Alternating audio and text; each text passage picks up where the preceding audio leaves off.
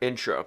Corporations are something that get giant and massive when you let them go unchecked and you let them go unlimited in how much power they can have. And while this is good in some ways, we have to think about the amount of power that they are given and how much that should be. When we think about corporations, we think of these big businesses, these very wealthy companies that can basically just do anything because they have money. But we also have to look at what is even ethical. When you have so much money, you can buy things that control people's opinions, you can make monopolies if you use leverage the right way, and you can do a lot with it. It makes you wonder really if anything should have this much power over all these aspects of people's lives. Since corporations are just businesses that produce money for mainly just shareholders and higher-ups, the executives of the corporation, the people who really just have the most power over a corporation are those executives. But we should first know the structure of a modern-day corporation and see how they mainly structure and kind of what makes them successful in heavy quotation marks. The corporate structure is very simple when looking at it from a pyramid shape. But before we get to the pyramid, we have to get one thing straight, and that's the law of the Delaware Supreme Court about who matters in this. Delaware is where a lot of these publicly traded places are located at. So, the law says that when making decisions and when doing business in whatever you do, what matters the most is the shareholders, the people who aren't in charge in the company, but they have a lot of soft power just because, they kind of own it. When you own these big portions of the company, you have to hear what is going on in terms of what the company is doing, how the stocks are doing, aka, how are your stocks doing? All that matters is that your stocks are doing well. It doesn't care about anyone else's. But you have the CEOs and all the C's, so the CFOs, the COOs at the top. All of them at the top of that corporate ladder on the pyramid, really calling the big shots to maximize shareholder value. That's because corporations have one task, according to the Friedman Doctrine, and that's maximizing shareholder value. As far as people who are, like the people in charge and the oligarchs are concerned about running a business, people in the environment are not really their concern. It's only about maximizing shareholder value and making an imaginary number go up and up and up and making sure people who invest there make money. Does this always mean the best for the company or for the people? Well, hold on, Buckster. We'll get to that. But we still need to go down the corporate ladder and see the other people who actually work for a corporation. So going down that corporate ladder, you get all the managers who are managing the people. It's kind of like an army in that way, where there are higher-ups and there's people below those people. These are typically the middle managers of the company. This is just the management between the regular managers and the top executives of the company. It's the filler content, but then you get down to your managers. The managers that you probably have at your job, probably if I had to assume, the first level ones.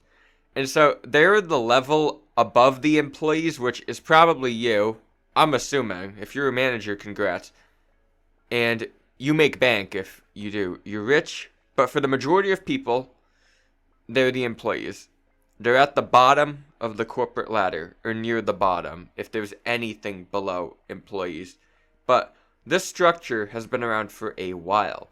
The only thing that has really changed over time is the priority of who is placed first and who is placed last for their profit sharing. At some point it changes, at some point it stays the same. It depends on the company.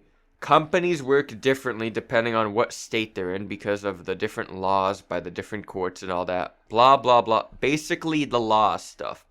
If you're in one of the shareholder supremacy states, you have to make sure your shareholders get the maximum value that they can.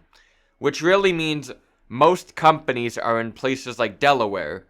But it also matters because sometimes it messes up a company. And like the Ford case that happened in the early 20th century was the Dodge company in that forming as well. That's a case that has kind of formed the entirety of the system we live in when talking about corporate power and responsibilities. The fact that the only thing that matters are these people at the top, it's just because of the state law and can be overridden by a court like the Supreme Court if they tend to disagree. But that probably won't change for a while, like the corporate ladder, but also it's the C Gang's job to make sure that they can take all these risks, as that's how business works. You have to take some risks, but there's only one rule that allows businesses to take risks. That rule being, like, if you make a stupid decision, let's say you make a really, really stupid decision, and it makes the stock of the company tank, plummet, let's say 5% or something, big mistake, and you can literally just say, oh, I thought it would work. And that's all you have to say. That's how you get out scot-free, which is insane. But now that we know how the corporations are structured, it now begs the question of what power should really be given to them in general.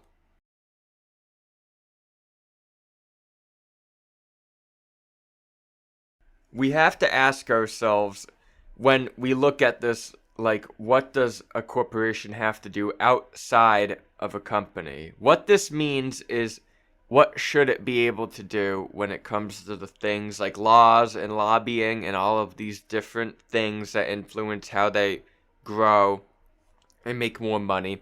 You can lobby and you can pay your way to make laws that benefit you and the stuff you own, which could be a good or bad thing depending on your views, because sometimes people lobby against things that go against your view, and then you get a mixed opinion about it. Like, oh, it's cool when my side does it, but it's not when the other one does it. It's not good. That's not a good mentality. And it just can't be one way. It will end up both ways if we're being completely honest. So it's either you get these mixed results, or you have a pure, unbought vote from these large corporations that can afford it, and you make sure they can't buy it. You, the average person, can probably not afford to spend $7 million to get one vote. And so you can't afford it. As most people don't have these thousands, these hundreds of thousands, or these millions of dollars with an M, ready to make sure that they get what they want. It's not really a fair system, but sadly, lobbying to this scale is allowed because of the Citizensunited case. That's a whole different thing. So I would read up on that if you would want to learn more about that, because the law is complicated, and lobbying overall has been influenced a lot by that. But since lobbying has to be a thing because people have to be able to freely spend their money, which there has to be a workaround. A workaround to a corrupt system would be to give everyone a chance to have equal footing in the system and have equal money. Equal money meaning that these corporations can't and should not be considered humans, but rather entities. Entities that just exist as doing stuff that supplies things to humans, because that's what it is. Humans and human lives are the one thing that really need to be put first. So, about the equal money, everyone gets a little thing from the government that says they have $20 they can lobby to spend on anything for the lobbying for the year. Or you can adjust this according to the needs of the people or whatever, that's the government workaround. And that's the government's job. But it gives people equal footing, if this was a thing, for the people when compared to things like corporations when they have so much money and the average person is just passing by. They can't really afford a lot of stuff. It makes sure that the person passing by can contribute the same as the corporation so that they both have representation in a way when you think about it. Limiting corporate power is something that would also need to be done through various things like laws and by changing the social construct. It is possible. We do not need a Hunger Games situation where the people who control everything control even the people. The people at the Capitol should not be in full control, because corporate overlords are something that should be feared as much as government overlords when you think about it. People shouldn't be controlled by either of them, and they should be liberated and have free rights and all of that stuff. If people are controlled basically subliminally and underground by like these billionaire and trillion-dollar corporations, then they aren't really free. They're just alive and unknown to the control and don't know that these corporations have lobbied against laws or for laws that control how they think or like have formed their thoughts. But influence is mainly bought by lobbying people and getting laws signed into law that benefit you. It's as easy as that, because we also have to look at the other way that corporations have power outside of things like the government. And that's just by being at the top of being the best and being able to do the most. Now, what does that mean? It means that you as a business can operate in bad faith to keep small businesses or any business trying to compete with you down and make sure they do not grow. It just depends on the time of the month, to be honest.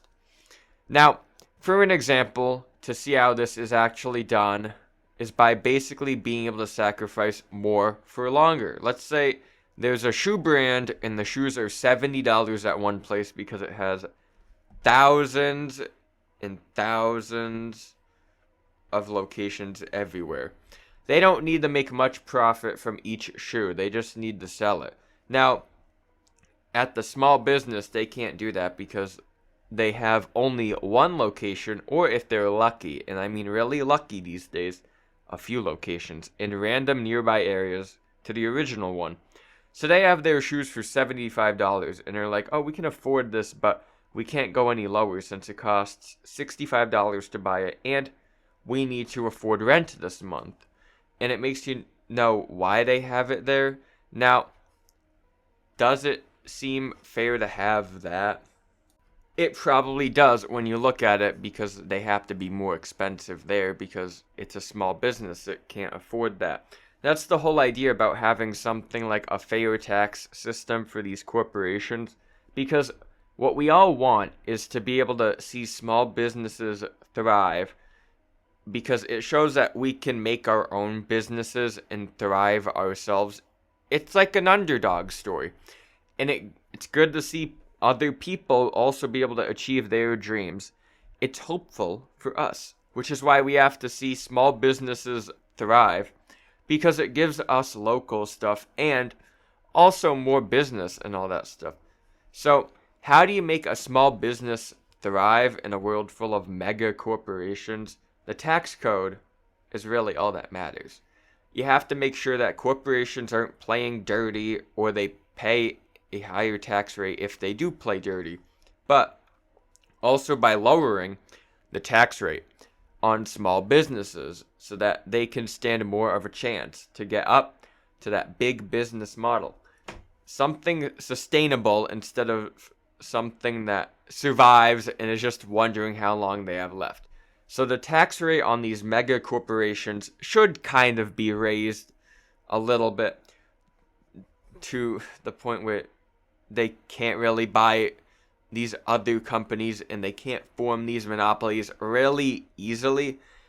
But this could be done by having a tax code that encourages things like more equal pay in the workforce between CEOs and the workers, and heavily taxing stock buybacks and other things. The list on what matters varies from person to person, but there are priorities, and what they do isn't cut off any profit margins from these corporations. It just makes sure that these corporations don't have unstable growth and can actually have success long term as well. Because it doesn't hurt them to be like, oh, I didn't gain 12% in a year and then I dropped 7. So you just gained 5. Let's be honest. Because that shouldn't be the normal. You should not have these businesses that have these ups and downs. Stock growth and company growth shouldn't feel like spinning the slots because the company made some more profits one day compared to the other day. That's kind of just gambling when you look at it. The whole idea about the corporations is just that they can't be the only thing that the GDP relies on. That's kind of what is happening with things like the AI bubble, where there's just so many really big companies doing deals between each other in these billion-dollar deals for so much, and it just makes our GDP go up over time because of that. And those deals wouldn't have to be the things carrying our GDP if we just really had a fair tax system for corporations like we should people, and we gave more to the people. Small businesses need to grow as well, and we can't have corporate overlords control our lives from the big top of the corporate ladder. So these really are some of the ways to limit power, because that's what it's really about for corporations. Limiting their power so that they don't have all this control in these things that form public opinions, because people need to be liberated. Overall, corporations are a thing that are going to exist no matter what happens. The goal isn't to be like, well, you can't be that big, I'm just going to limit you. The goal is to be able to put checks and balances on these businesses, just to make sure they don't try to have too much power and think they are better than the people anywhere, or the people below them on the corporate ladder. It's something that is common, but it's just unseen, and there's many ways to fix the issues, but something would need to be done about it, really.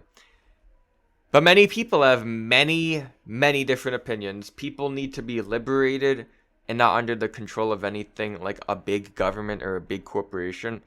There should just be big people. But if you have different thoughts, you can comment them down below if you want to. That's your First Amendment right. But that's about it, really. If you want to, you should like and subscribe. Pretty please.